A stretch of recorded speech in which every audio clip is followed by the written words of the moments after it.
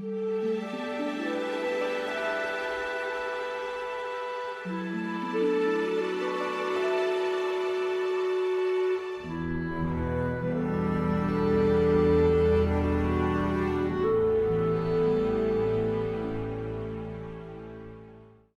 power of stories is in how they allow the storyteller to influence us, usually without our knowledge.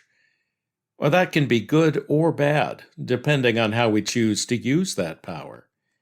And that's why I'm glad the storytellers who influenced me in my youth were people with a godly worldview.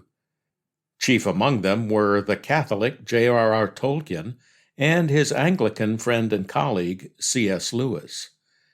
The biblical values they infused in their fictional writings shaped my worldview long before I read Lewis's theological works. His Chronicles of Narnia and Tolkien's Lord of the Rings taught me to discern between good and evil, to value honor, to live at peace with others, and to stand strong against wickedness. They also taught me that there's a Creator who made this world and who has expectations for how his creations should conduct themselves in relation to each other and to him. Having learned this from their fictional characters, it was easy to understand the arguments for the Christian faith Lewis presented in Mere Christianity. That nonfiction work is the explanation in plain English of what is depicted in his and Tolkien's stories. As storytellers, Lewis and Tolkien mastered the same art Messiah Yeshua used throughout his ministry. He told stories in the form of parables to present spiritual truths, just as the Hebrew writers of the Bible had done for centuries. Well, that's why stories make up so much of the Bible. I learned this years ago as I began a systematic study of the Scriptures. I thought I might start with Paul so I could finally understand his letters. But instead of starting with Paul, I sensed that the Lord wanted me to begin at the beginning, in Genesis. When I finally got to Paul, I realized the history of Israel I had learned through the stories of Moses and the prophets put Paul's writing in context. That helped me understand how he and the gospel writers could assert that Yeshua of Nazareth is Messiah and point confidently to the messianic prophecies he fulfilled.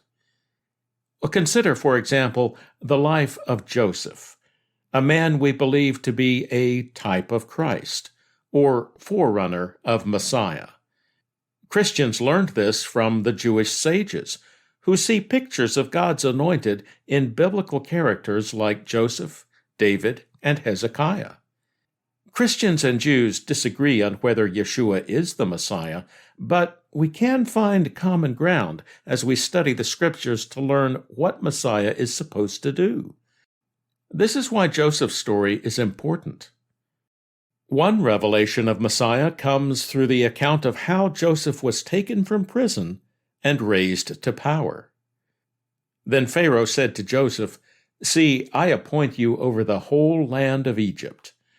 Then Pharaoh removed his signet ring from his hand and put it on Joseph's hand, clothed him with fine linen garments, and put a chain of gold around his neck.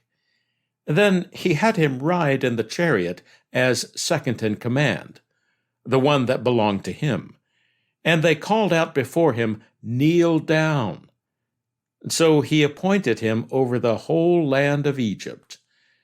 Pharaoh also said to Joseph, "I am Pharaoh, yet without your permission no one will lift up his hand or his foot in the whole land of Egypt." Then Pharaoh named Joseph Zaphnath-Paneah, and gave him Asenath, daughter of Potipherah, priest of On, as his wife. Then Joseph went out in charge of the land of Egypt. Do you see the messianic elements? Joseph experienced a kind of death, being separated from his family, taken to a foreign land, unjustly condemned, and sentenced to prison. We can picture him saying words like those from Psalm 22, which Yeshua later cried out on the cross, my God, why have you forsaken me?" That psalm was written by David, the man God proclaimed to be the ancestor of Messiah. We wonder, however, why God would proclaim an end to David's dynasty centuries later, as Judah, the last remnant of David's kingdom, was coming to an end.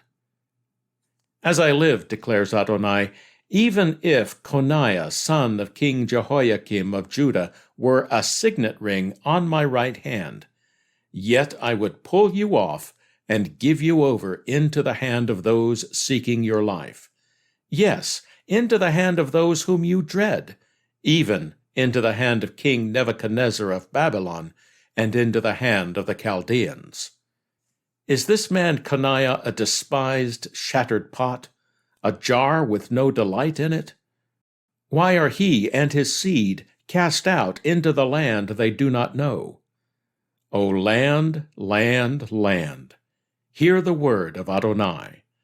Thus says Adonai, "Write this man childless, a man who will not prosper in his days. For no man of his seed will prosper, sitting on the throne of David and ruling again in Judah."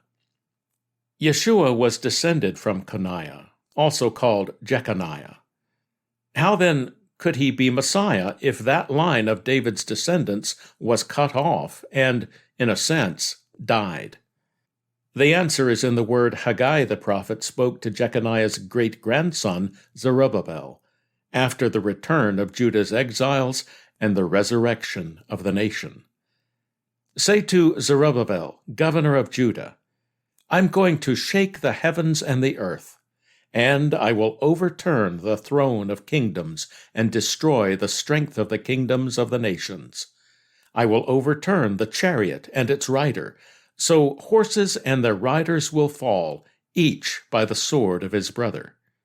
On that day," it is a declaration of the Lord of hosts, "I will take you, Zerubbabel, son of Shealtiel, my servant," it is a declaration of Adonai, "and I will set you like a signet ring, for I have chosen you." It is a declaration of the Lord of hosts. The signet, the sign of God's authority, is the common element here. God refers to David's heir as his signet. It's the sign that's removed and restored in the prophetic words to Jeconiah and Zerubbabel. It's also the sign given to Joseph by Pharaoh, who represents God in the story. He's the one who reverses Joseph's position, in a sense, resurrecting him from the dead by returning him to society, giving him a new name, and promoting him to power and authority over the entire kingdom. Everyone is required to kneel before him, and he's given a bride prepared for him. However, Pharaoh remains the supreme power, and Joseph is second only to him. That's the role of Messiah, the sign and seal of God's authority over all the earth and over life and death. Paul explains that in his teaching about the resurrection, noting that Messiah is the firstfruits of those who have fallen asleep, meaning the dead who will be resurrected. He's the one who conquers all rule and authority and power in the name and authority of God the Father. When he comes in great power and authority, he bears a new name, and everyone will be required to bow before him. Then he will present everything he's conquered to the Father, who remains the supreme authority even over Messiah the Son. Well, that's when he will celebrate his marriage with the bride prepared for him, the bride called Israel, the covenant nation he has saved, just as Joseph saved the family of Israel.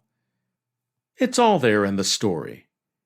Let's tell that story to our children and grandchildren, just as our fathers and mothers have done since the story began.